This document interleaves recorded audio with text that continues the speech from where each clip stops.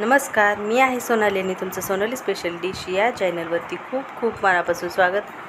तर उन्हाळा चालू आहे आणि बाजारामध्ये मस्तपैकी छान कच्च्या अशा कैऱ्या आलेल्या आहेत. तर त्याच कैऱ्यापासून मी इथे बनवलेला आहे आज गुळ आंबा, जे की वर्षभर अगदी आरामात टिकतो. जर व्यवस्थित तुम्ही बनवला तर तुम्ही बघू शकता त्याची चकाकीच आणि त्याची जो कन्सिस्टन्सी आहे, पाक जो तयार केलेला आहे तो अगदी असा घट्ट असा पाक तयार केलेला आहे, जेणेकरून वर्षभर या मुरब्बा किंवा गुळ आंबा याला काहीच होणार नाही.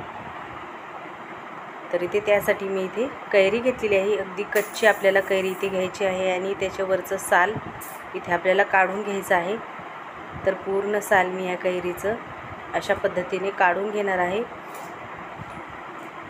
तर इथे पिकलेली किंवा पिवळसर झालेली अशी कैरी तुम्ही इथे घेऊ नका. अगदी कच्ची इथे कैरी आपल्याला वापरायची आहे. तर पूर्ण साल मी इथे काढून घेतलेली आहे. तर आता आपल्याला याला खिसून घ्यायचं आहे. तर या खिसणीने मी खिसून घेणार आहे. तर इथे असा छान आपल्याला लांबसर इथे खीस तयार पाडून घ्यायचा आहे.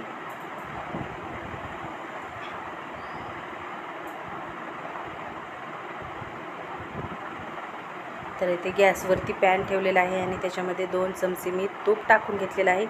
अगदी 2 मिनिटासाठी आपल्याला हे तुपावरती छान परतून घ्यायचं आहे.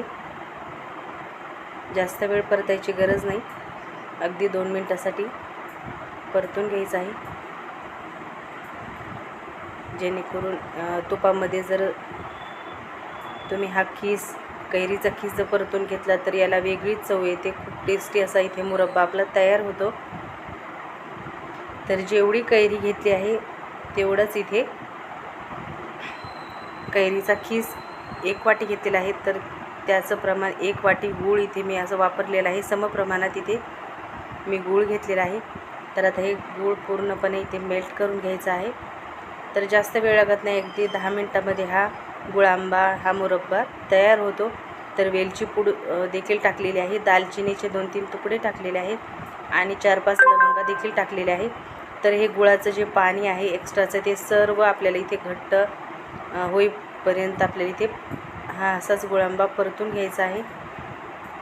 तर इथे गॅस मी फुल ठेवलेला आहे आणि फुल गॅसवरतीच आपल्याला हे व्यवस्थित परतून घ्यायचं आहे. आणि तुम्ही बघू शकता पूर्णपणे याच्यातला जो गुळाचं पाणी आहे ते कमी झालेलं आहे, आटला गेलेला आहे ते गूळ.